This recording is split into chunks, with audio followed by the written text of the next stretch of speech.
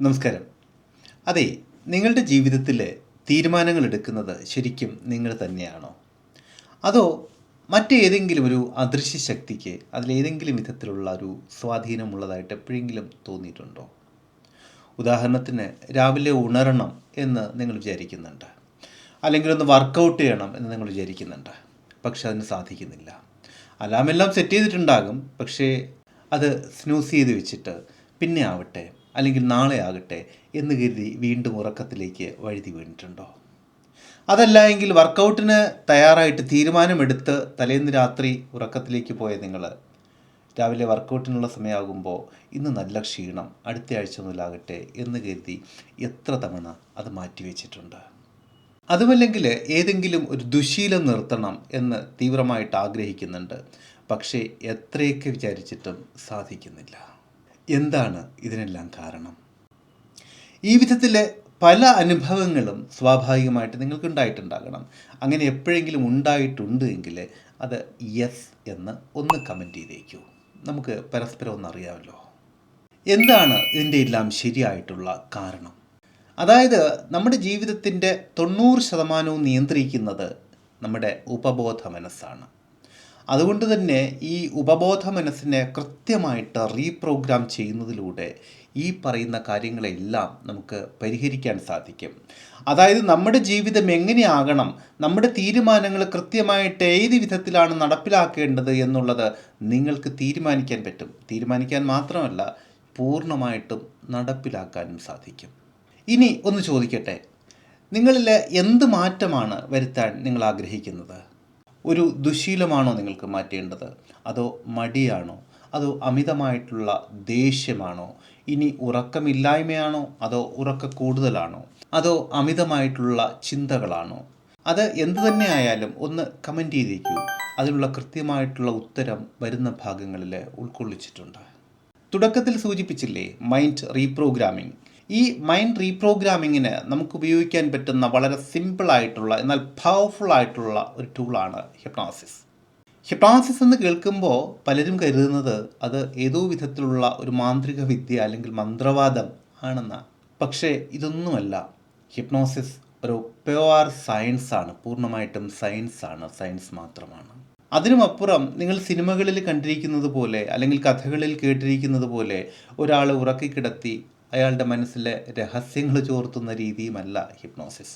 അതെല്ലാം ഹിപ്നോസിസിനെ കുറിച്ചുള്ള തികച്ചും തെറ്റിദ്ധാരണകൾ മാത്രമാണ്. ഇനി ഞാനൊന്ന് ചോദിക്കട്ടെ, ഹിപ്നോസിസ് എന്ന് കേൾക്കുമ്പോൾ നിങ്ങളുടെ മനസ്സിൽ ആദ്യം വരുന്നത് എന്താണ്? അത് എന്തു തന്നെ ആയാലും വെറുതെ ഒന്ന് കമൻറ്റ് ചെയ്തേക്കൂ. ഇനി ഹിപ്നോസിസിൻ്റെ ഗുണങ്ങൾ എന്തെല്ലാമാണ് എന്ന് നമുക്ക് നോക്കാം. അതിലേക്ക് പോകുന്നതിന് മുൻപ് ഈ വിഷയം നിങ്ങൾക്ക് ഇഷ്ടമാകുന്നുണ്ട് എങ്കിൽ ഒന്ന് ലൈക്ക് ചെയ്തുകൊണ്ട് നമുക്ക് തുടർന്ന് കാണാം. ഹിപ്നോസിസ് നമ്മൾ സ്വയം അപ്ലൈ ചെയ്യുന്നതിനെ, അതായത് സ്വന്തം മാറ്റത്തിന് ഉപയോഗിക്കുന്നതിനെ സെൽഫ് ഹിപ്നോസിസ് എന്നാണ് പറയുന്നത്. സെൽഫ് ഹിപ്നോസിസ് നമ്മൾ പരിശീലിക്കുന്നതിലൂടെ നമ്മുടെ ആത്മവിശ്വാസം വർദ്ധിപ്പിക്കാൻ സാധിക്കും. അതുപോലെ സ്റ്റേജ് ഫിയർ മാറ്റാൻ, ഏകാഗ്രത വർദ്ധിപ്പിക്കാൻ തുടങ്ങിയവയ്ക്കെല്ലാം സെൽഫ് ഹിപ്നോസിസിലൂടെ സാധിക്കും. ലോകപ്രശസ്തരായിട്ടുള്ള നമ്മുടെ പല അത്ലറ്റുകളും ഈ ഒരു അത്ഭുതകരമായിട്ടുള്ള സാധ്യതയെ കൃത്യമായിട്ട് ഉപയോഗപ്പെടുത്തുന്നുണ്ട്. അപ്പോൾ നിങ്ങൾക്കും സെൽഫ് ഹിപ്നോസിസ് പരിശീലിക്കുന്നതിലൂടെ നിങ്ങളുടെ ആത്മവിശ്വാസം വർദ്ധിപ്പിക്കാൻ സാധിക്കും, ഓർമ്മശക്തിയെ വർദ്ധിപ്പിക്കാൻ സാധിക്കും, അതുപോലെ മനസ്സമാധാനം, ശാന്തത, സ്വസ്ഥത തുടങ്ങിയവയെല്ലാം വർദ്ധിപ്പിക്കാൻ സാധിക്കും. സുഖകരമായിട്ടുള്ള ഉറക്കം, മാനസിക സമ്മർദ്ദങ്ങളൊന്നുമില്ലാത്ത ശാന്തമായ മാനസികാവസ്ഥ, ഇതെല്ലാം കൈവരിക്കാൻ സെൽഫ് ഹിപ്നോസിസിലൂടെ സാധിക്കും. എന്താണ് സെൽഫ് ഹിപ്നോസിസ് എന്നും എങ്ങനെയാണ് സെൽഫ് ഹിപ്നോസിസ് ചെയ്യേണ്ടത് എന്നും വിവരിക്കുന്ന 2 വീഡിയോകൾ നേരത്തെ തന്നെ അപ്ലോഡ് ചെയ്തിട്ടുണ്ട്. അതിൻ്റെ ലിങ്ക് മുകളിൽ ഐ ബോക്സിലും അതുപോലെ ഡിസ്ക്രിപ്ഷൻ ബോക്സിലും കൊടുത്തേക്കാം. ഇത് കണ്ടു കഴിഞ്ഞതിന് ശേഷം ആ വീഡിയോകൾ കൂടി കണ്ട് കൃത്യമായിട്ട് സെൽഫ് ഹിപ്നോസിസ് എന്താണ് എന്ന് നിങ്ങൾക്ക് മനസ്സിലാക്കാനും പ്രാക്ടീസ് ചെയ്യാനും തീർച്ചയായിട്ടും സാധിക്കും. നമ്മൾ ബാല്യകാലം മുതൽ തന്നെ പഠനത്തിനും അതുപോലെ ഡിഗ്രികൾ സമ്പാദിക്കാനും സർട്ടിഫിക്കറ്റുകൾ നേടാനുമൊക്കെ ആയിട്ട് ധാരാളം പണം ഇൻവെസ്റ്റ് ചെയ്തിട്ടുണ്ട്, അല്ലേ? പക്ഷെ നമ്മളാക്കി നിലനിർത്തുന്ന, നമ്മുടെ ജീവിതത്തിലെ മുഴുവൻ നമ്മളോടൊപ്പം ഉണ്ടാകുന്ന നമ്മുടെ മനസ്സിനെ കുറിച്ച് പഠിക്കാൻ, മനസ്സിനെ നിയന്ത്രിക്കാൻ എന്ത് മാർഗമാണ് നിങ്ങൾ ഇന്നോളം അവലംബിച്ചിരിക്കുന്നത്? ശരിക്കും ഹിപ്നോസിസ് പഠിക്കുക എന്നുള്ളത് നിങ്ങളിൽ തന്നെ നടത്തുന്ന ഏറ്റവും മഹത്തരമായിട്ടുള്ള ഒരു ഇൻവെസ്റ്റ്മെൻ്റ് ആയിരിക്കും.